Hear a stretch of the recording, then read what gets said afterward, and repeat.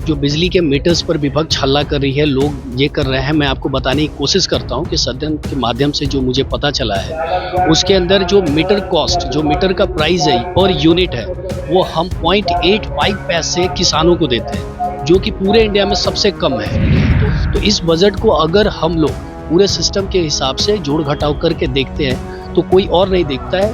पता नहीं विपक्ष ने कौन सा चश्मा पहना है कि उनको नजर नहीं आ रहा है। जितना शिक्षकों की बहाली इस साल हुई है और पिछले साल हुई है, अगर उस डेटा को आप उठा के देखिए, उतनी बहाली किसी भी स्टेट में नहीं हो रही है। हमारी बिहार सरकार एजुकेशन में 54,000 रुपये 54,000 करोड़ रुपीस को खर्च कर रही है। ये शिक्षा का इंफ्रास्ट्रक्चर इतना जल्दी बदलने वाला है कि जो पिछले 10 साल में विकास हुआ था वो आने वाले आपको 6 महीने के अंदर दिखेगा कि कितना विकास तेजी से बदलने वाला है। नमस्कार, आप है न्यूज़ फॉर नेशन पर। मैं आपके साथ विजय सिंह। बिहार विधानमंडल का बजट सत्र चल रहा था, ऐसे में आज अंतिम दिन है और जिस तरह से देखा जाए कि विपक्ष और सरकार लगातार आमने सामने नजर आ रहे थे और विपक्ष लगातार सरकार पर सब हमलावर भी दिख रही थी इस बार विधानमंडल में। तो ऐसे में बात करने के लिए हमारे साथ हैं बीजेपी के विधायक हैं विशाल प्रशांत। हम बात करेंगे, इस बार आपका पहला बजट सेशन रहा, कैसा रहा? जी नमस्कार। आपके माध्यम से तो मैं पूरे बिहार के जितने भी लोग हैं और हमारे तरारी की जनता में जितने भी लोग हैं उनको आने वाले ईद की मुबारकबाद देना चाहता हूं। और अभी जो होली गुजरी है उसके लिए भी बहुत अच्छी होली गुजरी।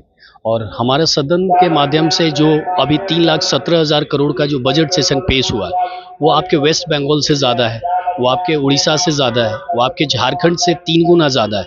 तो मुझे लगता है कि बिहार एक ऐसा स्टेट है जो लैंडलॉक स्टेट है, जहाँ माइनिंग नहीं है जितना कि झारखंड में है, वहाँ सी नहीं है जैसा कि वेस्ट बंगाल में है। फिर भी हम अगर इतना बड़ा बजट पेश कर रहे हैं तो उसका एकमात्र कारण हमारे वित्त मंत्री और हमारे मुख्यमंत्री, इन लोगों का सफल प्रयास ही है। लेकिन चुनावी साल है, जिस तरह से बजट पेश किया गया और पहला आपका अनुभव रहा बजट सेशन का, तो क्या कहिएगा? जिस तरह से चुनावी साल है तो विपक्ष तो आरोप भी लगा रहे थे बजट में कुछ नहीं दिया गया, झुंझुना तमाया गया है और चुनावी साल को देखते हुए दिया गया है।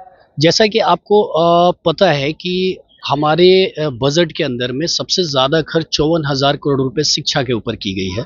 जैसा कि आपको पता है कि 15,000 करोड़ रुपए हमने बिजली में अनुदान देने के लिए किया है।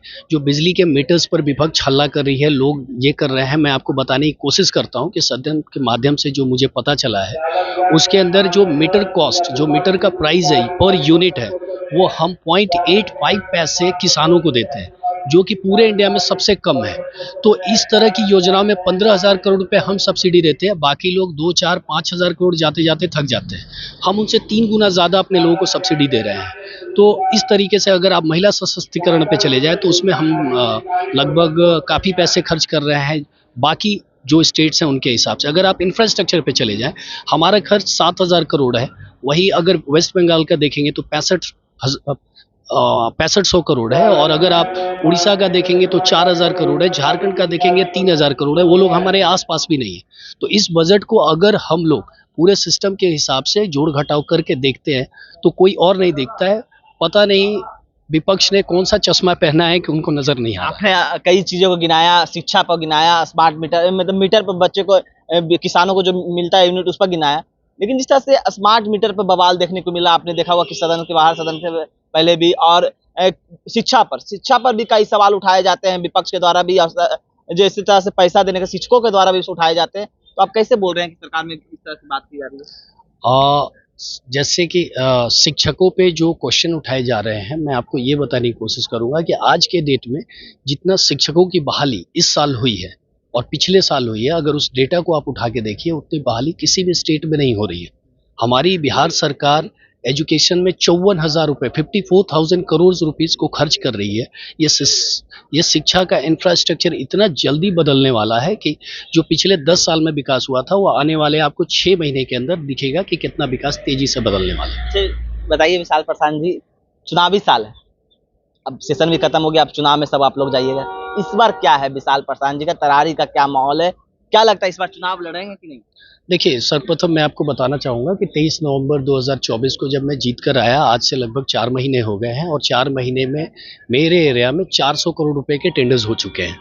हर घर तक रोड पहुंचाने का प्रयास, उसके बाद हर घर तक जो पाइप है, पानी नल जल योजना है, उसके थ्रू नल जल पहुंचाने का प्रयास। उसके बाद हमने 21 योजनाएं चीफ सेक्रेटरी से मिलके जितने भी छोटे छोटे महादलित टोले हैं उनके घर पे, जिनका भूमि नहीं है, जिनका मकान नहीं है, जिनके बच्चे नहीं पढ़ाई करते, जिनको पानी की परेशानियां हैं और जिनको बिजली की परेशानियां हैं, छोटा राशन कार्ड नहीं है, आधार कार्ड नहीं है, उसके लिए मैंने एक ऐसा सिस्टम बनवाया है। उनको ऑफिस आने की आवश्यकता नहीं है, हमारी सरकार उनके घर जाएगी। जिस यात्रा का नाम सरकार आपके द्वार मैंने रखा है, और हमारे थ्रू, हमारे सिस्टम के, हमारे ऑफिसर्स के थ्रू हम लोग हर महादलित टोले पे जाएंगे, सब दरवाजे खटखटाएंगे और सारी योजनाओं से लाभान्वित करेंगे।